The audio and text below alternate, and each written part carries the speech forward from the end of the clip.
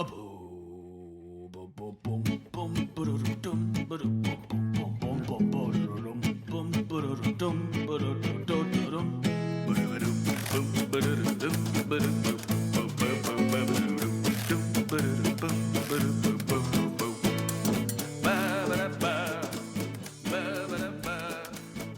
and welcome to another episode of Breaking Mayberry, the show that sometimes takes long unannounced pauses. Sorry, I'm one of your hosts. I'm Marty Schneider. I'm the other host. I'm Dan Ludwig. Yeah, I'm sorry. Look, October was hard. Yeah. we had a lot of stuff going on, and it was a time. But we're back. We're back with something pretty cool this episode. Yeah. I will say I'm pretty hyped for it. The thing that I want to start us off with today, Dan, is I want to take a quick trip to Marty's Comix Corner. Oh, we haven't gone there in so long! We haven't been to Comix Corner in a while. Oh my god! We're going to Comix Corner. Comics is of course spelled with an X, and Corner is of course spelled with a K. You do a little kick flip there with like a backwards hat on. Oh like, man, where's my hat? Yeah, I should be wearing like a backwards baseball cap, and I should have like a slingshot in my back pocket. And it just, Marty's Comix Corner. Comics. Yeah, all right. Except I'm about to talk about possibly the least radical of comics ever. But we need to talk about Mary Worth. The sequel to We Need to Talk About Kevin. Pretend I put clapping emojis in between every one of those. Listen, all right. I've explained to Dan while we were live streaming what Mary Worth is. Also, Dan and I live stream now. Yeah. We did a live stream. We're gonna do more. You can join in, but you can support us on Patreon, patreon.com/Breaking Mayberry. Dan and I are occasionally live streaming us watching rejected sitcom pilots from the 50s and 60s. It is painful. Yeah. All right. Twitch.tv/Breaking Mayberry. Anyway, okay. We get very drunk. Oh, man. Listen. So, Mary Worth is a comic that has been around, a newspaper comic, probably one of the original soap opera comics. It's been around fucking forever, like 80 years at this point. But pretty much since the 70s, it's had the same basic plot line. It follows our titular character, Mary Worth. She's an elderly woman. Think like B. Arthur. Think Golden Girls, right? And she lives in a retirement community called Charterstone. And she's basically the Watcher. Like very few things in Mary Worth involve Mary Worth. Like she, just like Andy Griffith, she regularly disappears from her own story, like for chunks at a time. And so except also like the Watcher, she's not supposed to get involved in other people's business, but she gets involved in other people's business all the goddamn time. Is that like an explicit rule of the strip? Is like Mary Worth is not to interfere in the behavior of mortal seniors? Is there like a guy? A guy named Irving who's like the Galactus to her Watcher? Just goes around destroying everything. No, Irving is the dude that marries Kathy. Oh, okay. Yeah. By the way, if you like Comics Corner, you should be listening to the Ack Cast by Jamie Loftus, where she goes through all of Kathy, and makes a pretty good defense of Kathy. Listen, so Mary Worth she's an elderly lady, and she lives in this retirement home, and the strip basically follows all of the people in and around this retirement home and their trials and tribulations, and sometimes Mary Worth gets involved and fucks with their stuff and offers bad advice, and sometimes she does. Today I'm going to focus on a specific character. His name is Wilbur Wright? Yeah, Wilbur Wright. And this dude is basically Wilbur wrong. Wilbur is a dumpy middle-aged balding man. I've heard him called George Costanza. I think he looks way more like Cyril Figgis from Archer. Right. And the history of this character is essentially he was introduced in the 90s by the old comic strip writer as, I guess, kind of like a self-insert, like, haha, look at this lovable chump. Like he was He was kind of like George Costanza, like somewhat likable or lovable, even though he's like a little curmudgeon. And when that writer died and the new writer, Karen Moy, took over in 2016, I kind of looked at this and was like, oh, this dude sucks. This guy sucks ass. And since then, every year we get at least one storyline about how Wilbur is just a fucking loser, but every single one of his wounds are self-inflicted. So the current storyline of... Pause. Did Wilbur always suck ass? And she was just like, no, I'm going to point out to you people that this guy was a huge piece of shit. Or was it more like, I'm going to make this guy suck shit. He's boring. I'm going to make him a fucking, loser. I think it's a little from column A, a little from column B. Hell yes. All right, so the latest episode, or the latest storyline, which started back in August, has focused on Wilbur's love life. Wilbur has... It opens up with Wilbur and his girlfriend, Estelle. He's dating another older lady at the retirement home.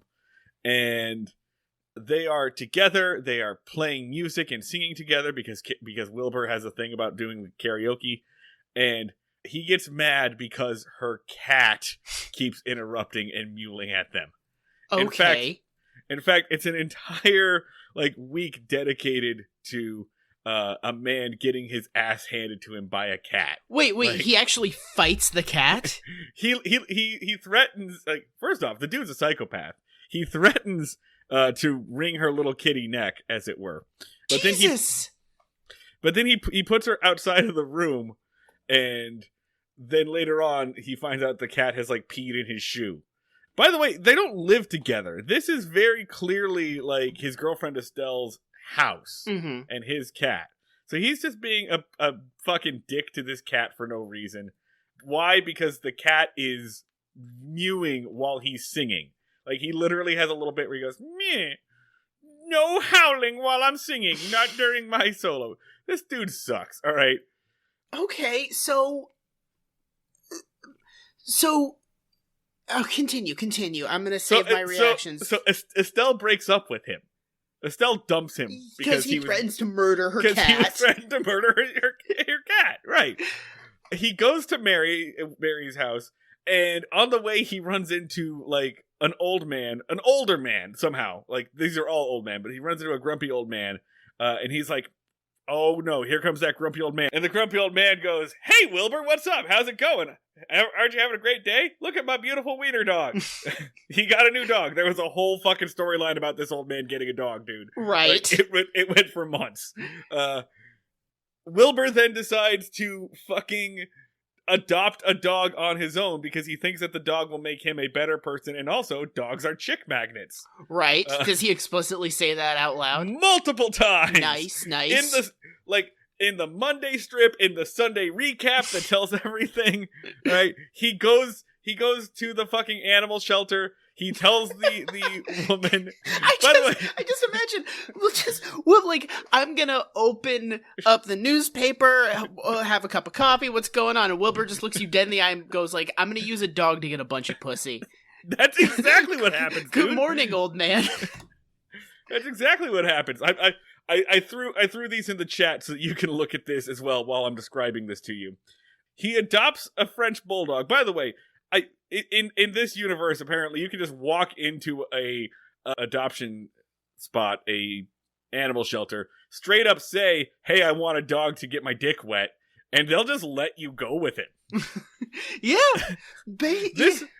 This psychopath can't even get out of the parking lot. All right, I've got a strip it here. Panel 1 is Wilbur taking a dog from the local animal shelter, and Wilbur is holding his new French bulldog. Really, this was just an excuse to get the artist to draw a bunch of adorable bulldogs. And he says, Pierre, this is the beginning of a beautiful friendship. Panel 2, if not, it's curtains for you. Ha ha, just kidding.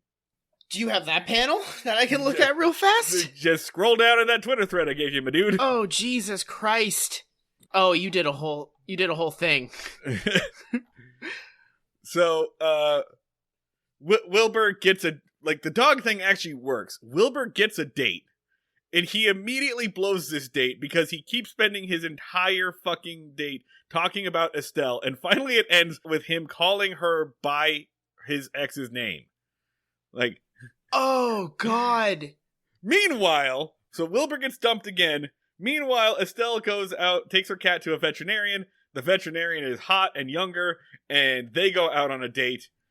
Oh, Jesus Christ. They go out on a date, and hang on, my friend, because the climax, this is where we currently are in Mary Worth, is that Wilbur and Mary, hey, remember Mary? Yeah, You know how Mary's in this fucking strip? Mary says, hey, Wilbur, why don't we go out and do some karaokeing, like, after this? That'll cheer you up. You like to do karaoke.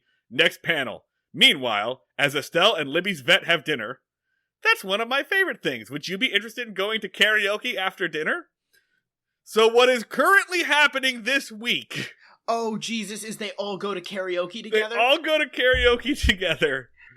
And then Wilbur sees his ex on a date. He stands up at the karaoke machine, and he busts out Justin Timberlake's Cry Me a River. Okay. That is Monday's strip. Tuesday's strip. Yeah. After hearing Wilbur sing, Estelle goes on stage and says, this is for someone special in the audience. And she sings, we are never, ever, ever getting back together. Today's strip is Wilbur coming up and doing Gautier's Somebody I Used to Know. These are all surprisingly modern references. Yeah. Honestly. And by surprisingly modern, I mean 10 years ago, 10 years old. Yeah, no, it's I would expect it to either be from like the 1970s or like something that was on the radio last year. Right, no. So we are currently at Old People Karaoke Off. Yes, yeah. That is the current Wilbur storyline. I should point out last year's Wilbur storyline was also about a mixed date with his current girlfriend and also his girlfriend before Estelle. Mm-hmm. They went on a double date with his ex and her new younger boyfriend, and he got completely shit-faced and made fun of this dude and tried to do karate moves at the dinner table. Of course. And had a full-on MRA meltdown. Listen, I guess what I'm saying here, dude, is Mary Worth is a good comic strip. I mean, so it sounds like, just from my cursory glance over this, the fun of Mary Worth is just having a window into just absolute carnage in people's lives. Is just imagining these people are real and getting to just watch an absolute train wreck happen and just being like, yeah, I'm getting... Because that's what you... All right. Everyone I've introduced this to, like, since I've been talking about this online, people have just, like, come at me and just been like, today, basically, at work, someone was like, Marty, why did you introduce me to Mary Worth? I hate Wilbur. All my friends hate Wilbur. Well, all right. This is a Wilbur hate account. I'm gonna theorize on why Mary Worth was created, because back in the 70s or whenever this started, probably like the 90s. If I wanted to experience Schadenfreude at like a moment's notice, I couldn't just like go on YouTube and look up epic fail videos or like someone getting screamed at in public for being an asshole. I had to go and I had to open up Mary Worth and just be like, all right, I need to watch some fuckface named Wilbur get absolutely shown up by a veterinarian. Oh, that's the good shit. Oh. I should point out the reason why the way that Wilbur and his current girlfriend Estelle bonded is that they both got catfished. Okay. Like they with Estelle, they did like a very special storyline, like, hey, seniors, don't be dumb and don't like fall for like online dating scams and give your money to people over blah blah blah blah blah. It was like a very special kind of PSA storyline. Wilbur, on the other hand, dumped his existing girlfriend because to run off to Bogota with some chick who was scamming him out of his money and was hanging out with her cousin the whole time. Like, he broke up. Yeah, dude, Wilbur sucks so much. It's like the original Curb Your Enthusiasm. It's very much Curb Your Enthusiasm. Yeah. Like, you can hear the curb music playing. But there's not jokes, is what makes it so much better, is it's not like, here's a real jerk that fucks up his own life all the time. Laugh, laugh, laugh. Here's a funny situation that's just like, you just want to watch a guy, like, smash himself in the nuts once a week? Do you just want to see that? Here's a fictitious man. He sucks. Yeah, I can't think of anything purer. Yeah. So, I mean, I guess that counts as an intro, right? I mean, Like- that just got me. I really wish I could see two people have like a breakup via karaoke. That would be so wonderful to just be like at the back room at a bar. I think the closest that I've come is like a couple of years ago, I was in a karaoke bar on New Year's Eve. And based on the amount of keys dug into the sides of Pretty Little Souped Up 4-wheel drives, Mm-hmm. I'm going to say a lot of women in that bar were cheated on that year. I mean, A lot of women came up and were asking if she's perverted like me, if she'll go down on you in hot theater. you can use karaoke to just like measure the like where we are at as a generation. Did you know that song is about Dave Coulier? Every fucking song is about Dave Coulier, okay? You're So Vain is about him. They're all about Dave Coulier, Okay, which so is insane. Okay, so you also saw the thing that I saw today, which is that not only is Dave Coulier the inspiration for You Oughta Know, Dave Coulier, by the way, is Uncle Joey from Full House, the goofy blonde one that did the Popeye voice or whatever. He's also the Scrub in No Scrubs. Yes, he's everything. That song was that's not a joke. That song was inspired because John Stamos and Dave Coulier drove past TLC on the set of something, and Dave Coulier tried to like yell, "Hey, what's up, shorty?" from the side of John Stamos' car. That's a real thing. That's true. Well, imagine that moment. All right, you are TLC. You're walking down the street. You see a car. Oh, holy shit! Someone is yelling at me pickup lines from the car. Oh my god, is that John Stamos? Ah, fuck. Right, exactly. Yeah. Ah, damn it. Stamos is driving the car. Dude, I get the Dave Coulier is the Forrest Gump of modern music. He's just everywhere.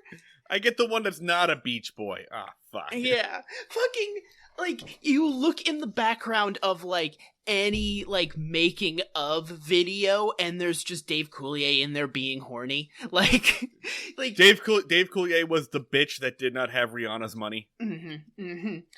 Like, just, if you actually like pull up a picture of Sinatra recording My Way, you can just see Dave Coulier masturbating furiously in the back of the studio. He's the secret sauce to all music. Don't say Dave Coulier masturbating and then say secret sauce. I dude. did that intentionally. I wanted to cause you that kind of pain. Why would you do that? David Coulier's secret sauce is the secret sauce that makes American music great. That's why he has the fucking woodchuck. Yeah. Did somebody say what?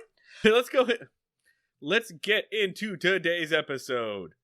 Today's episode is Season 4, Episode 22, Andy's Vacation. Originally airs March 9th, 1964. Written by Fritzl and Greenbaum. And directed by Jeffrey Hayden. Is this the first time we've seen Jeffrey? No, we've seen Jeffrey Hayden a couple of times throughout this season. It kind of seems like they're taking shifts. Yeah, a little bit. It'll go like Hayden for like 4 episodes, and then Krenna. So it seems like they're like swapping out. Yeah. So this is the beginning of Hayden's shift. The next couple are all going to be Hayden. I'm just gonna say up top about this episode, I think this might be my favorite one, if not ever, in a long time. It's not my favorite episode ever, but it's my favorite episode in a long time. Yeah, it's definitely the highlight of this season for me. Here's your one-sentence summary from Wikipedia. Andy takes a vacation at home, leaving Barney and Gomer in charge of the courthouse. They then continually pester Andy that's a really hard sentence to read.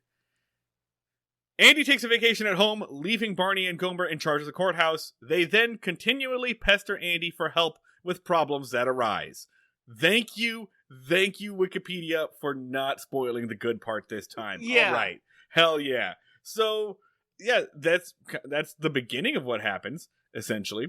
It opens up with Andy being fucking pissed off. It's kind of... The opening scene is awesome because I am within 0.5 seconds frustrated. And I'm supposed to be, because it opens with him just going like, stop building a fucking dam on county property. I will come over there with a stick of dynamite and fucking blow it up. And that's like how he opens. And that is not an exaggeration. He's like, he has been having this argument for long enough that he is like, I will bust out plastic explosives. We have escalated to that goddamn point. And I don't know what's going on, but I'm like, yeah, let's fucking do it, Andy. I'm on your team. Fuck this guy. Yeah, we've never seen this guy. And so, yeah, fuck this guy. And also, I want to see Andy bring out a stick of dynamite. We know he has some. Yeah. We know that he's got like an entire shed full that goats can just get into. They just have the town dynamite shack that you just like go into, and it's like it's on take a penny, leave a penny rules. You just go the municipal dynamite department. It's like a public restroom. Yeah, exactly. You go and you get some dynamite, you blow up your neighbor's fence, and then later you put some dynamite back. Listen, we all pay our dynamite taxes. Yes. we all put in for this equally. The town called me crazy when I installed the dynamite shed, but, well, crime is way up, but we're all pretty happy. Everybody's having a great time. It has been devastating for all of our property, but no one's complaining. From each according to his dynamite ability, to each according to his dynamite need. Communism, but explicitly in the context of dynamite. Nowhere else. So, yeah, Andy's threatening to blow up this dude's dam with dynamite. Why? Because he keeps building a dam on public land.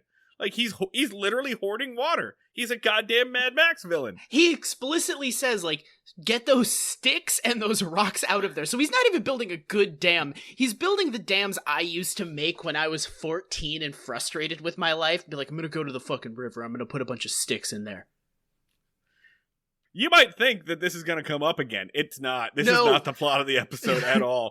We've definitely spent more time talking about it than occurs in real time. Barney comes in with a fighting couple, and they are fighting, and they are like feuding, and they're talking about how much they've like one of them threw a chicken at the other. Yeah, they had a domestic dispute in the middle of town that resulted in the wife hucking a chicken at the husband's face.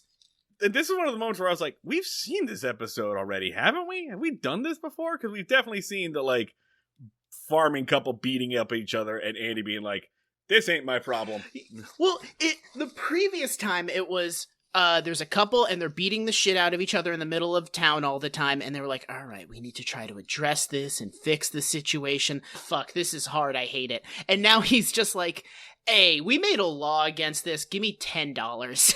Fuck you. I've learned my lesson with you people. I'm now going to actively make the situation worse because now you're fighting and you have no money. And yeah, so then they walk out still fighting. Yeah! Because now they have to fight over how they're going to pay $10. If anything, their fight has escalated significantly. They haven't resolved shit. And Andy's like, I don't fucking care. And even Barney, Mr. like nip it in the bud himself, is like, damn, dude. You sure about that? And Andy's like, yeah, fuck it. Fuck these people. Fuck this town. I'm sick of this shit. I've been here since 4 in the goddamn morning because someone's sign blew over or some shit. Andy getting real close to abolishing the police himself. Yeah, kinda. He's like, this is stupid. You people need to figure out how to sort out your own goddamn problems. Yeah, Andy straight up is being like, why is everyone fucking calling me for this shit? I'm tired of this. Fuck it. From now on, if shit goes down, we're either gonna jail them or fine them. I'm sick of solving all these problems for all these people. And then Barney's like, well, that's kind of what the show is. So... It would be so sick if the show just ended right after this. If Andy he wasn't even like, and that's why I'm leaving Mayberry. He was like, you know what? I'm not doing the plot of the Andy Griffith Show anymore. I'm just a cop. I hate this. I hate you people. I'm going to start being an oppressive dick. Cut to black like The Sopranos. It's just over. Just a very like muted like dun dun dun dun dun dun dun dun, like very like It hymnal. suddenly becomes just like True Detective theme, and just like Yeah. you know, and like and then like just like it like ink blot images of like Opie's head like appear on the side. Yeah. And then it's Taking down to the fishing pole, going down to the fishing hole. solid Tom Like, Waits. Tom Waits, yeah. Yeah, no, and then you just end like have the bleakest ending ever. I also fucking love that Andy's like, I'm sick of this job, I'm sick of this entire town, and Barney's like, you're not sick of me though, right? And Andy's like, I hope you don't take this wrong, but honestly, I don't give a shit. Yeah, I'm fucking sick of you, man. It's awesome. In one of the most homosexual deliveries of a line I've ever heard. Yeah. It has like real spouse energy. Real Smithers energy. Yeah. Real Smithers energy off of this one. But yeah. Barney does go, You're not sick of me, are you? And Andy does do that. He goes, I hope you understand. I get it. I hope that you get it. We're close enough friends that I hope you get it. But yeah, man, I don't want to see your fucking face anymore, you chinless dipshit. You pissed me off so bad, and I hate your fucking guts. Again, I hope you really take this, in like good humor as a good friend. But God, what is wrong with you? I just want to slam your head in a car door. Fuck you. Fuck you. Why are you here? Why do you torment me with your existence? Again, dear friend, love you to death. You're fantastic. My son considers you like a second father, but fuck off! In this episode, I think you should consider him a first father. Yeah. And you'll find out why later. So, Barney, like a spouse, is just like, okay, what's bothering you, big fella? What's going on? How you doing, buddy? And Barney says, listen, the problem is, you're burnt out. You didn't take your vacation this year. I told you to go on vacation, and you didn't. So you got all these vacation days saved up. I think it's you need to get out of here. You need to go relax. They have, and then he pitches what the vacation should be. Andy's like, oh, maybe I'll go home and I'll garden and I'll read National Geographics, which does sound like a kind of a shitty vacation. And Barney says, you should go to Miami. And then he says a bunch of things that he should do in Miami. And he might as well have been speaking fucking Latin, because I did not understand a goddamn thing he said. He was like, you go there and you go on the beach and you meet the chimichangs and there's some bunny gals and you go hop the scoot and then in Nighttown you put on your fly suit. And I'm like, am I having a fucking stroke? What is he saying? He does say you go out and you meet one of them Rabbit Club girls, which now that I think about it, did he mean like a Playboy bunny? Is he telling him to go to a sex club? Like, I don't know what the fuck a Rabbit Club girl is, but now that I said, and if you like Google it, you're just gonna get actual like rabbit clubs. Yeah, like where people raise rabbits. All right, but was he talking about maybe a Playboy bunny? Anyway, Barney basically says you got to go down to Miami and get your dick wet. Like, yeah, basically he if you suggested that we go to a rabbit club together, and you didn't really provide any context, I'd kind of assume that you were asking me to go to a fuck club with you, like. I would assume so. Yeah, like rabbits, like notorious for fornication. For fornication, yes. Yeah. And Andy goes, yeah, right. That's what I'm gonna do. I'm gonna hang out at my house, do some gardening, and read National Geographic. And I feel like there's got to be a happy medium there, guys. Yeah. But whatever. Go have a bunch of anonymous sex in Miami or garden. Or read National Geographic. That's my favorite part. Apparently he's just had like a collection of National Geographics building up, like it's his Netflix queue. I know. It's the saddest magazine. It's like it's the wheat thins of magazines. Oh, it's just nothing. And by the way, we have gotten confirmation that apparently Gomer is just a deputy. He's like a reserve deputy. As needed, yeah. They deputized him during the flood that was off screen. Mm-hmm. A flood. Sounds like a great episode. And I guess never undeputized him? Which... Never swore him out? Seems like a pretty bad mistake to just kind of... leave someone with the powers of a deputy, but none of the accountability. But, what do I fucking know? Next scene is, I don't know, Next scene. Next scene is Gomer is in uniform, and Barney is inspecting him. And he gives a long lecture about, like, oh, you need to shine your shoes on the back, because that is the last thing people see of you when you walk away. And then he says... hang on a second. Is that indicating that you kicked their ass and they're on the ground? Well, based off of the source he gets this wisdom from, it sounded pretty similar, because he reveals that an old German soldier told him that. At which point I hit pause and yelled, an old what soldier, Barney? Specifically said old German soldier. Listen, they have to go out of their way, essentially, to point out that this old German soldier fought in 1918 in World War I. Yes. Which is... like, they have to go out of their way to be like, Barney is not friends with a Nazi, but it's just like, only marginally better, guys. No, he's only slightly better. Barney is friends with a man who is technically not a Nazi, who is not a Nazi, not by choice, but by age limit. Yeah, he missed it. He didn't choose to not be a Nazi. He didn't avoid it. His draft number didn't come up. Exactly. Yeah, the train just blew. He didn't catch the train to be a Nazi. So Barney is basically friends with a Nazi reject. So, not great. Which I feel like, just in a very offhanded way, we kind of discovered a cipher that if we go back, it just recontextualizes the last 4 fucking seasons. How did you even let that go by in the 60s, right? Like, we're only 20 years removed from the war at this point. I mean, of course, there was also another show on the air at this point that was just like, wacky hijinks in a POW camp. Oh. With those lovable Nazis. We took a weird approach to that whole thing afterwards. It's crazy because they're like, we have, of course, distance from it. We're a couple of Indiana Jones movies away from it, but they were like, how did you not watch them and be like, one of those guys killed my dad? Like, fucking, that shit had just happened. That shit. I am 40 years old. The year is 1960. An old German soldier stabbed my dad to death with a fucking bayonet in the fields of France. But yeah, totally cool. I don't get how that flew. Especially because they're fucking so sensitive about everything.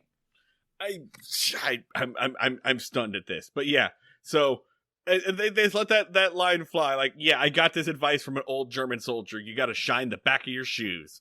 It's like a disciplinary thing. The entire series, an old German man has just been whispering in Barney's ear to be like, you must have them shine the back of their shoes because it is the last thing they will see.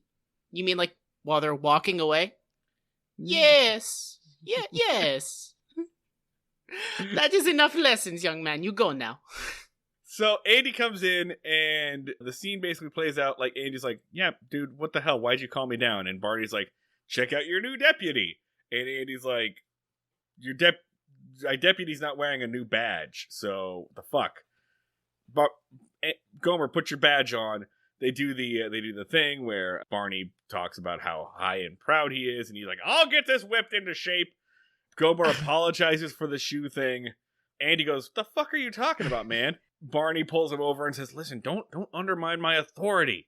And then Andy just goes, you've been talking to the old German soldier again. Andy's like, I told you not to hang out with those Nazis, dude. Like, I don't know why our town has a Nazi, but of course you're the one to gravitate towards him. Well, I mean, our town does canonically have 0 Jews, so...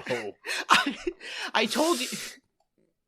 Seems like a natural place for him to resettle. Yeah, basically. This guy really knows his Portuguese. He's been giving me lessons. I mean, it was this or South America, and this place is less diverse, so... kind of a layup. You'd think he'd like have a job working for NASA or Disneyland at this point, but he doesn't. Instead, he's in Mayberry giving advice to Barney Fife, so he's not even a good Nazi. He sucked at being a Nazi, and he wound up here. That's the reason he's here, is he was a dog shit Nazi. He was bench warmer Nazi that they just kicked off, and they're like, "You go to America now. We do not need your help, Otto." Party in the fucking JV Nazi. Yeah. Man, we're never gonna get to the good part of this episode. All right, Andy says, "Okay, fuck this. I'm going home. Leave me alone." But what he finds out is apparently, listen, I know that we have caller ID and call blocking or whatever, but I feel like if you are the sheriff of this town, no one should know your number. Yeah. Oh, I guess they don't have numbers. They have switchboards. They have Sarah. Who plugs things everybody in. can reach anybody anytime. Yeah, no, listen. What the first thing that Andy should have done is gone to Sarah, like gone to her house. Yeah. And just been like, listen, if I get a single phone call in the next 2 weeks, I'm killing your dog. I'm serious. I don't want to hear a fucking ring. Yeah. Because the whole town knows Andy's number, and they call him all the time with their problems. Someone calls and is just like, hey, Gomer just gave me a ticket. Can Gomer do that? Which I guess is reasonable. But then it should have been, Andy should have been like, yeah, Gomer can do that. And they'd be like, okay, bye, click. No, that is a very real question. Hey, the gas station attendant just wrote me a ticket. Is this real, or is an insane thing happening? Because actually, if this is real, an insane thing is still happening, because the gas station attendant that lives in a little shed behind the gas station just wrote me a fucking parking ticket. So Andy fights with this woman on the phone about a parking ticket. She threatens to come to his house. Yes. And he's like, no, just pay it with Barney. Jesus Christ. He says, okay, I'm going to sit the fuck down now. And then Barney and Gomer appear at the window. Oh, there is a thing that happens before the window. So in between Andy getting all these phone calls, Ampy is like, you got to get down to the jail cell. They hear screaming in there. And Andy goes in, and Barney and Gomer have locked themselves in the jail cell. Of course. Yeah. We all knew this was happening. You know, there was like, when Barney said, put the key by the door, Gomer heard in the drawer. But basically, the fun thing about this episode is, off screen, you're basically just watching Andy try to have a vacation, and off screen, absolute madness is happening, because Gomer and Barney are trying to be sheriffs together, and it is going terribly. And the entire episode should have been Andy trying to read a National Geographic while the town burns in his window. Yeah, it's basically what it is. And then at the 21-minute mark, Andy just draws the shade down. Basically, I'd love to see the deleted scenes of this episode, because it would just be like Barney, like, be like, damn it, Gomer, why'd you let a goose loose in the church? We gotta chase it now. Just like absolute chaos happening. Except not, because they're not as creative as that. Like, the two antics, there are 3 antics that ensue, and all of them involve keys being where they shouldn't be. Yeah. Like, that's the extent of the wackiness they've got here, because there's this, they lock themselves in the jail cell. Of course, they're going to lock themselves in the jail cell. Barney and Gomer handcuff themselves together, which that should have been the goddamn episode. Which is the best executed comedic bit I think I've seen on the show so far, is like Andy's like reading by the window, and then you just see Barney and Gomer's heads slowly emerge like they're Muppets, and then just go like, hey, do you have the key to the handcuffs? Just kind of want to see it for no reason. And then Gomer's like, oh, hell yeah, an apple! And then just like reaches for it with the handcuffed hand. And Andy just kind of judges the shit out of them while Barney stews. It's great. Barney's sitting there like trying real hard to convince Andy, hey, we're not ruining your vacation. It's just like 2 guys hanging out. And Andy's like, take the key and get the fuck out. Just leave me alone, because you're giving me a fucking headache. A lot of Andy's approach is get the fuck out. Someone else calls and he's like, shut the fuck up. Like, Andy is at his entire limit, to the point where he's like, you know what? Screw this. He goes to Aunt B. He says, Aunt B, can you put some things together in my knapsack? Can you give me some sandwiches, some bacon or whatever? I'm going up into the mountains for a few days. Don't tell my son. Yeah, don't tell anybody, especially not my son, who is not in this episode at all. Which is like, he at no point when they're pitching vacations, they're like, maybe you want to take your son out fishing? And Andy's like, all right, so I'm choosing between casual sex in Miami or gardening. No other considerations. No, listen. Which, like... We've made fun of this show before for occasionally forgetting that Andy has a girlfriend. This episode forgets that he has a son. That maybe his child might want to go into the mountains with him. Like, maybe he should spend some time with his kid who doesn't remember what he looks like. I'm gonna take a few days off from from my job. Can't think of anybody I need to spend any time with. Gonna go... Aunt B, where's my dad? Oh, he's getting HPV in Florida right now. I that's marginally better than Aunt B, where's my dad? He decided to go off and hunt and fish and do all the things that you like to do without you. Well, I love that he's not like, I'm gonna go on a camping trip. He's like, I'm gonna take to the woods. He's like, put a bunch of shit in a bag. Like Timothy McVeigh. Like, he's not like, all right, I need this, here are the supplies I need. He's like, get a bunch of fucking cans, whatever bullshit is in this house, put some fucking bacon in there, give me a fucking frying pan. I'm taking to the woods. Which, I am now of the opinion that anybody should be allowed to do at any time.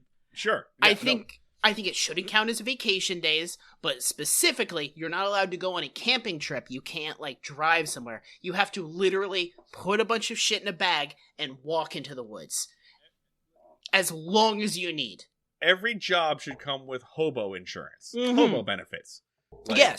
I should be able to call in and be like, boss, I'm going to take some hobo days. And he'll be like, legally, I can't stop you. Yes, should be 100% legal. You're not allowed to spend hobo days in your home because, yeah, you're hobo. You have to either be walking into the woods or riding the rails. Exactly. Like the covers should go, boss, I'm going to get a hobo day. I gotta go. Like, how long do you think you'll be out? Depends if I find work in Tuskegee. Might be a week, might be a couple of months. I'll see you back. Hey, boss, you don't happen to have any ants that are, like, leaving out pies to cool on a windowsill, are you?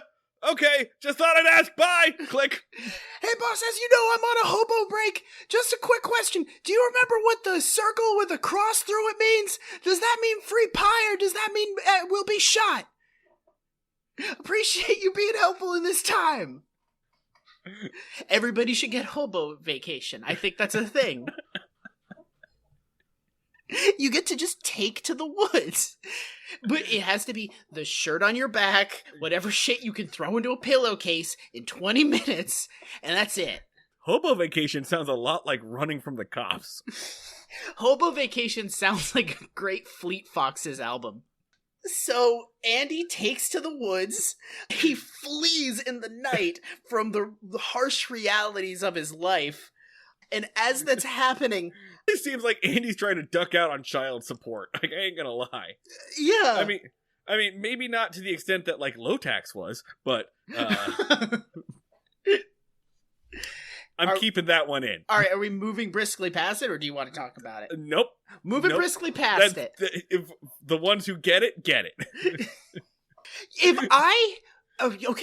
I was Aunt B in this situation, how certain would you be that Andy was off to fake his death? 100%? Maybe a little less. But he was like, I'm gonna go put a bunch of shit in a bag. I'm gonna go up into the mountains. If you don't hear from me, oh wow, it's coyote season, isn't it? Sure hope I don't get eaten. Well, goodbye forever. Or probably not, I'm supposed to be back. He takes off to the woods. Meanwhile, back at the jail, Barney is having Gomer push around a broom and really getting off on this, really. Just like, it's creepy. He's just like, yeah, push that around. Make sure you get the cells later. And Gomer's like, okay. Yeah. I have the mind of a child. I have no standard for how I should be treated by others, and therefore you gave me a badge. And then the state police come in and be like, hey, you the sheriff? And Barney's like, I'm acting sheriff. And he says, well, we got a prisoner that we picked up that we need you to hold, escaped from a prison 400 miles away. Yeah. And Barney goes, okay, well, I guess, yeah, we'll hold him, sure. And they drag him in, and it's the guy that plays every prisoner. It's their designated criminal. It's the same guy. It's the no-chin guy. At this point, he's basically a cast member. What, does he live on the lot? Did they just, like, keep him in a storage container and be like, Oh, we need a criminal. Bust out Jeff. His name is Alan Melvin. He was in like 9 episodes of the Andy Griffith Show. And then he went on to be in Gomer Pyle and was like a recurring character for like 14 episodes of that. He was just on someone's couch all the time. Like, he's good at what he does. When you need a piece of shit, accept no substitutes other than this guy. I mean, I'm genuinely excited when he shows up. I'm like, hell yeah! Hell yeah. These people are about to get antagonized, effectively. Yeah. Except that one time where he was a hotel detective.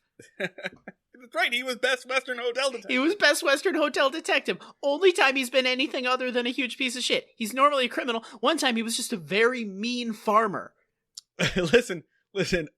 I love Best Western Hotel Detective, and I'm sad that we never got to do anything else with that character. I'm hoping we can slide him in for a comeback. I'm hoping maybe he appears in your Breaking Mayberry fanfics that I think you're all writing. If hypothetically you guys wanted to do a Best Western Hotel Detective fanfic, that would be pretty chill. He walks in, they march him in, they lock him up. Barney even specifically says, we're going to put the keys in the drawer. They do not put the keys in the drawer. Yes. Barney and Gomer start to have a fight because Gomer says, Gomer, remember, the dumb one, says, we need to call Andy. We are in way over our heads. This man escaped from a prison. Like an actual literal prison. We are so out of our depths.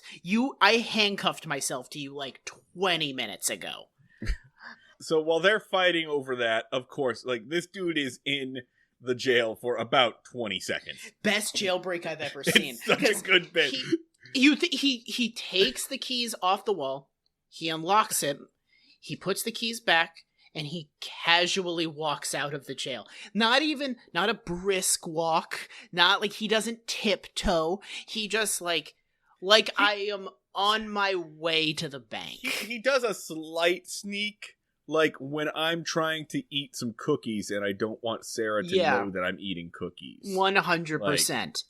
Like when I have cookies and like I don't want to give Sarah a cookie. Yes, this is the way I walk. Fucking Brianna wakes up every morning and she goes, did you eat half of a hamburger bun and a sleeve of M&Ms last night? What are you? Because she wakes up and I have eaten the weirdest shit.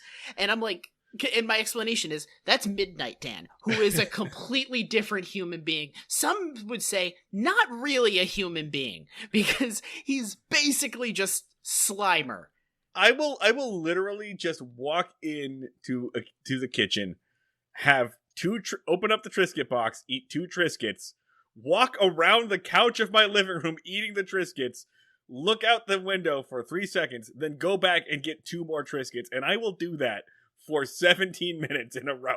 Midnight Dan will lie down in bed, stand up, walk briskly to the kitchen, take out a very stale bag of salt and vinegar chips, slam the chips into his face, kind of not really like eating them, but just kind of like mushing them into the general direction of my mouth, go back to bed, lie down, get back up, walk back to the kitchen, take back out the salt and vinegar chips, do the same motion, slam them into face, then eat half of a blueberry cookie, eat it over the sink this is inexplicably, going on for a bit. And then go back to bed. And then Brianna wakes up and she just sees wreckage. Just absolute pandemonium. It's like Jeffy from the Family Circus. Just a little dotted line. Except it's in your like 10 square foot kitchen. Oh, but it's just Dan Ludwig's midnight food rampage. So he casually walks out. He opens the door. He closes the door, and then he goes out into the woods. Yeah. And so hang on, Dan. What's happening here is that there's a man who is supposed to be somewhere, and he's not. Do they have to go about finding him? I would say they should. They need to find him. That's the goal here. How?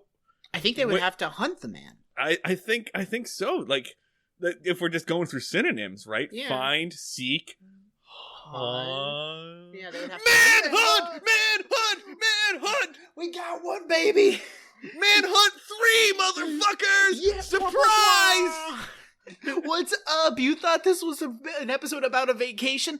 Nah, son, it's about a manhunt! It's the Manhunt trilogy is complete. We were actually debating, like, this is number 3, right?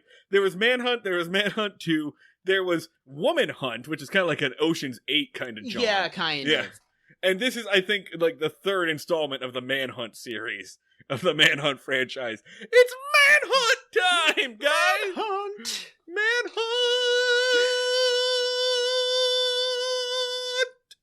You're gonna have to really lower the volume on that in the episode. For those of you who haven't been listening to the beginning, this show started with a manhunt, and sometimes it happens again, and we scream. We lose our goddamn mind. It's really our last reoccurring bit. Now that Bob Sweeney is gone and Harvey Bullock doesn't appear to be writing on a regular basis, so we can't do the Batman voice. It's all we have left. It's Manhunt, everyone. It's Michael Mann's Manhunt. Holy shit. Welcome to Noirvember. It's Manhunt. Manhunt 3, holy shit. Holy shit. It's Manhunt time. Okay, so and they go right to the moment. Like he basically walks out to the left of our screen, and then the very next cut from the right of our screen, he's walking up on Andy in the middle of the woods. Like, yeah. Apparently this dude is the Flash. He's basically Bugs fucking Bunny. This dude rules. He's so slick. He's so awesome. And he just like casually just saunters up, be like, "Hey, what's up? I was hunting quail and a rock slide took my gun and everything that would identify me as a hunter away. So now, may I have some bacon, please, stranger?" And Andy's like, "Hell yeah, man. Come on, sit down. Let's chill. Let's rap for a little bit." Yeah. I, Andy Taylor, am so well known for my hospitality towards strangers that I find eating bacon in the woods. Definitely not a huge emotional trigger for me. and so, yeah, he sits down. And by the way, real quick cuts to this, right? Like, real quick work. So they do that scene. That scene's like 10 seconds long. And then hard cut to... This is Gomer and Barney driving up into the woods, right? Freaking out. Just like, they're like grabbing guns and they're like, holy shit, we gotta go up into the woods and catch him. They're also like, Andy's up there, so we have to like save Andy because he might be getting like murdered by the convict. And then it cuts back hard, and Andy has just tied the motherfucker to a tree, which like not like behind the back. He's literally hugging the tree. Yes, and he's like tied his wrists, which immediately begs the question: how the fuck did Andy do that? Did he beat the shit out of the guy? I would have liked to have seen this part desperately. I would have liked for the arrest to not happen off screen. Did he have a gun? Did he bring a gun up there to hunt? Like, how did he do that? It's been kind of implied that Andy Griffith, when he wants to, can beat the living shit out of people. Like, there have been a couple of times where he's, like, whipped the piss out of people off screen. And, people have shot at him, and he just, like, walks right through, like, right up to them and takes their gun away. Most of the stuff happens off scene. There was the one time where he had a broken hand, so they had to make up the thing that he, like, got in a drag-out fight with some moonshiners. Yeah. I think, like, they never show it on screen, but I think Andy Griffith is a fucking animal in a fight. I think he's just, like, going Stone Cold Steve Austin on motherfuckers. Just, like, right before they cut back to this, Andy was suplexing this guy. So he's tying him up, and the guy's like, he does the, like, "How did you know, Sheriff?" And Andy's like, "Well, quail isn't in season. And also, you're wearing prison shoes, dude. Yeah. Change your shoes, idiot." Yeah. He's like, "You're clearly identified as a prisoner, but also my deduction." and then the guy's like, again, because we're just playing a game of Crime Island, the other dude is just like, "Well, you got me. What happens next? Now what do we do?" Andy says, "Listen, all right, well, we're going to have to go. I got to go to the ranger station and get help. And the guy goes, well, it's cold out here. I'll freeze to death. Andy takes off his jacket, which is like a nice one, probably like a Carhartt jacket, and he sets it on the guy's shoulders. It's going to immediately fall off. I don't know if you've ever tried to put a heavy jacket on your shoulders, but like it falls off almost immediately. Yeah, it's ridiculous that stays on. But they need some sort of plot contrivance for what happens next, because Andy takes the other guy's jacket. He's wearing a denim jacket. So Andy takes his denim jacket. He gives his heavy jacket to the criminal, to the escaped convict. Barney and Gomer pull up. They look through the binoculars. They see a man tied to a tree. Mm-hmm. They're like, oh shit, we gotta go help that dude. They run over to the man tied to the tree. It's the prisoner. And he like covers his face in his shoulder and does the dumbest, fakest Muppet voice. So, hey there, I'm a civilian. That convict beat me up and took all my shit. You gotta go get him. And they're like, awesome, let's untie you. He sounds like Mark McKinney in Superstore. I love he's a fucking like Bugs Bunny criminal because that's a plan concocted by a fucking lunatic. He didn't have to do that voice. He didn't have to give himself a Mickey Mouse voice. He could have just been like, yeah, I'm a normal man. But instead he's like, He sounds like an elephant farting. Like, yeah. Hey, I got beat up. He just has to add insult. He went that way. He's like a Popeye character. Drink Wilkins coffee. Oh god. Yeah, so he does that. They untie him and he's just like, all right, peace. And then just runs off. He covers his face with like, thanks, and then it bails.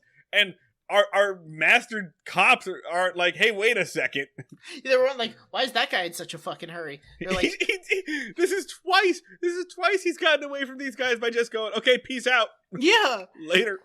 Which by the end, he should have just basically been trying like, all right, we got you. You're the criminal. He just could have gone like, no, I'm not. Like, damn it. Fuck. All right. As you were. And then they come back and they're like, you're definitely the criminal. Pretty sure I'm not. All right. That far from what he does. Yeah. Here. He just leaves. Yeah. He just keeps walking out of frame. And he's the master criminal for it. Haha, you don't have jurisdiction outside of this 13-inch TV. He's basically his like strategy for escaping as a criminal is to strongly disagree with the situation. He's just like, you're not my dad. Bye. I'm leaving. And they're like, ah. Fortunately, they don't extradite from the other side of the set. So good. So then I'm out here hanging out on the Starship Enterprise. I'm on the other side of the CBS lot. I'm taking the trolley tour. You can't catch me, coppers. Ding ding. I Love Lucy is in international waters, motherfucker. The next thing that happens is basically Barney just tries to dive tackle Andy. He thinks he's the criminal, jumps on his back. Andy easily rips him off of him like a tick and throws him on the ground. Now, he actually does it. Like, this is the one time I think we've seen Barney like intentionally jump to apprehend what he thinks is a criminal. Goes very badly. It goes very poorly for him. If that was the convict, he would have been instantly murdered. Yeah. I guess it's not the first time. The first time would have been in the first manhunt when he got his gun taken away from him. Oh, yeah, he got the living... It's just a standard thing for manhunts that the manhunt-E needs to beat the living piss out of Barney. It's a recurring gag. It's a standing mode. It's the yippee-ki-yay motherfucker of this franchise. Mm-hmm. In that it's awkwardly shoehorned into the later entries. Yeah. Yeah, so that happens. They go, oh my god, I can't believe you fucking let the prisoner loose. We have to go find him. And they somewhat anticlimactically, they find him. They just go over into some trees and they just be like, oh, there he is. Grab him. Gomer accidentally chokes out Barney while they're catching him. And it's kind of over. There's a stinger where, like, the newspaper got Barney's name wrong. It's that whole thing. And then end manhunt. Big handshake, everybody. We did it. Mission accomplished banner unfurls. I will say, at one point in time, after Andy has captured our criminal and is taking him back, he walks over to to Gomer, who has Barney in a headlock and is screaming, I got him, even though he can clearly see the prisoner. Like, he's holding Barney in that headlock long after the prisoner is 10 feet away from him in handcuffs. So, again, Gomer is just using this as an excuse to choke out Barney. But if I'm the prisoner, I gotta be looking at this going, how am I losing? Yeah, how 100%. am I losing to these guys? Which he definitely tried like one more. I just to circle back, and I'm gonna be like kind of the xylophone guy from The Simpsons a little bit, but they made Gomer a deputy, which over the course of this episode proved to be catastrophic. They keep making Gomer the deputy, and it always goes really fucking poorly. There's no possible explanation for why they are doing this. Because it would be one thing if they were like, oh, you know, like if it was Floyd, if they were still doing Floyd, they'd be like, well, you know, Floyd's trustworthy, he's kind of scatterbrained, he's a little weirdo, but they're like, let's get the guy that we've all agreed we do not respect as a person. Let's get the guy we treat like absolute dog shit and do not trust to tie his own shoes. Let's make him a fucking deputy. And they're like, Gomer, why would you do a dumb thing? Person that I have no respect for as an intellectual. It's so fucking dumb. It's real. It's contrived is what it is. Yeah, it would be one thing if they like explained it in some way, but it's fucking annoying. Oh man. We asked this bear to defend our honey reserves. Can't imagine what would have happened here. Why do we keep hiring Mr. Bean to work security at the airport? What is wrong with us? He's proven time after time it will not go well. Man. All right. So, and that's sort of it. The episode kind of fizzles out from there. I will say that the end, the very last moment is Andy realizes what is really bothering him, and he convinces Barney. He's like, you know what, man? You've earned a vacation. You need to take some time off. Why don't you go down to Miami or whatever? I think we've established before that when Barney goes on vacation, he gets a room at the Y in Raleigh for what I can only imagine is nonstop gay sex. He explicitly says, go get a room at the Y. Yeah. Yeah. Which Andy has described, and it sounds like absolute dog shit. He's like, oh, he'll just kind of sit in an empty room. Maybe he'll go downstairs, watch TV with a bunch of strangers. Play ping pong. It sounds like prison. It sounds horrible. Anyway, but it doesn't matter because the only thing he needs is for Barney to be not there. Yeah. Like, he doesn't really care where Barney goes. And Barney goes, yeah, all right, I'll take a vacation. Cool. And then as soon as Barney leaves, Andy's like, hell yeah. He puts his feet up. He opens his National Geographic. That is the end of the episode. It's the episode... Manhunt 3. Manhunt 3. Manhunt 3. And the credits roll. Cue rap by Will Smith. Yeah. I didn't have time. I thought about writing down a Manhunt rap, but I think we'll get it on Manhunt 4. We're all better off that I didn't. Actually, I imagine that Manhunt 3 ends with like a victory lap for the movie. Like it shows each person like Andy Griffith as Andy, and it freezes on his big moment. And then, like, Jim Neighbors as Gomer. And he, like, mugs at the camera a little bit. You know when movies do, like, a little victory lap. Like, yeah, we did the movie. You could just do, like, that guy as the criminal, and he's just briskly walking out of frame. I think the weirdest one of those is Predator. Yeah. Predator has the strangest... The energy in Predator is berserk. Con Air has a pretty weird one too, actually. Oh god. The thing I like about this episode is, you know how in later Community where they were just like, so we're just going to kind of point out that these people have a very unhealthy relationship and they just basically torture each other all the time. Right. And that's like how a sitcom works. Let's just kind of like draw attention to the fact that Barney is the worst part of Andy's life. It's really like season 1 of The Good Place, right? Like yeah. There's no hell that you could devise for Andy. No demon can torture Andy the way that they torture each other. Yeah. Yeah. It's because he can't, like, the end thing he kind of comes to terms with at the end is, He can't leave. He can never go on vacation because the town will burn down, because Barney is a dangerous lunatic who he can't fire because then he'll immediately kill himself or someone else. So he's just kind of trapped in this nightmare prison at the mercy of his best friend. And he just goes, the only escape is to send him away. But it's also his fault because he enabled this for so long. He brought it upon himself. Much like Wilbur. Mm-hmm. His wounds are of his own making. Do you think... I know that we're coming up on the point where Barney Fife leaves the show. Do you think the episode where that happens is just going to be 22 minutes of Andy crying in the street with joy? Just like, not even really registering it as joy, just like unbelievable physical relief? I do know that, like, when Don Knotts leaves the show, that's also when they switch from black and white to color. Mm-hmm. So it's like a Pleasantville situation. Yeah. It's like suddenly the world has brightened. Yeah. He's like, oh my God, I didn't realize that I was living in the before part of a medication commercial.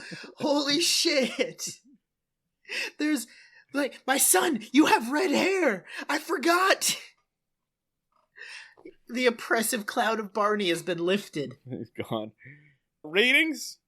Actually, before ratings, I want to point this out. This is not the best installment in the Manhunt franchise, I think. No, it's the Manhunt is very half-hearted. Basically, the criminal... It's only half the episode. It's a surprise Manhunt. Yeah, basically. No, Manhunt 2 Fight for Death is still the best one. Manhunt 2, it's the Empire Strikes Back of Manhunt. Yeah. This is Return of the Jedi 100%. It's like, it does the job. It's not the strongest installment by any means. There's a lot of time dicking around in a forest. Yeah, 100%. Holy shit, that tracks. A bunch of woodland creatures start to worship Gomer as a god.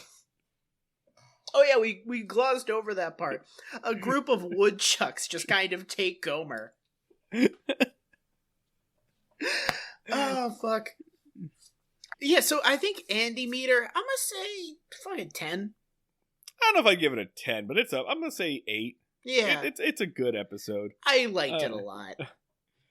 There's nothing objectionable other than the, like, background radiation of weird Gomerness. But we do have to give it a 2 because the Vietnam War was happening. Right, of course. The Vietnam is always happening. Like, 2 for Vietnam. No, yeah. 2 for Vietnam. 2 for Vietnam, sure, I guess. This scale is so broken. I don't make the rules, but, like... Yes, you do! If we don't give it a 2, then we are endorsing the Vietnam War.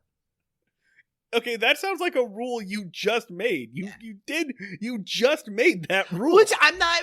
So you're just gonna say that everything is fine during this episode when young men are dying in a foreign nation for no reason whatsoever. Are you saying that's okay? So we can just give it a 0? I mean... God, all right, fine. Fine, dude. I'm more than happy to be the half of this podcast. You Ben Shapiro'd me into a 3, okay? You happy, Charlie Kirk? I'm more than happy to be the half of this podcast that is not against the slaughter of the Viet Cong, I guess. I didn't expect that to be how we end this. But if a 0 is what's in your heart...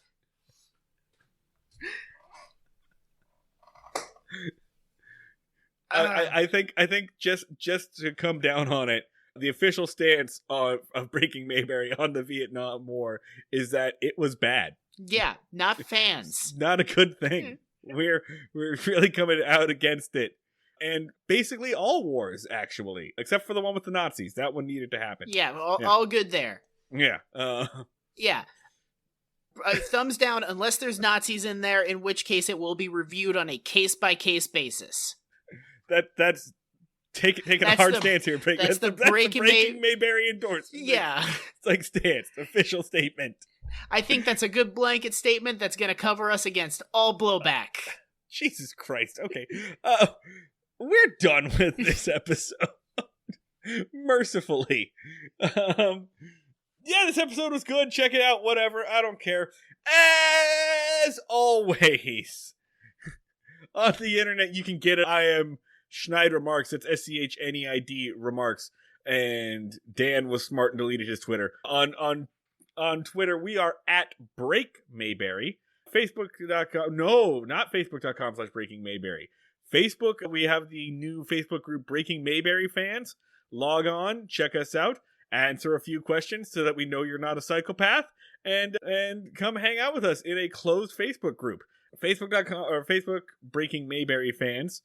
If you want to support us with your money dollars, Patreon.com/Breaking Mayberry gets you access to director's cuts, and this is gonna have one with extended scenes and deleted footage, and also bonus episodes where we torture ourselves by watching other things. And now, well, but you can torture us by That's making true. us watch stuff that you choose. You can also join our Discord, which is full of really cool people, and you can also talk to us about whatever.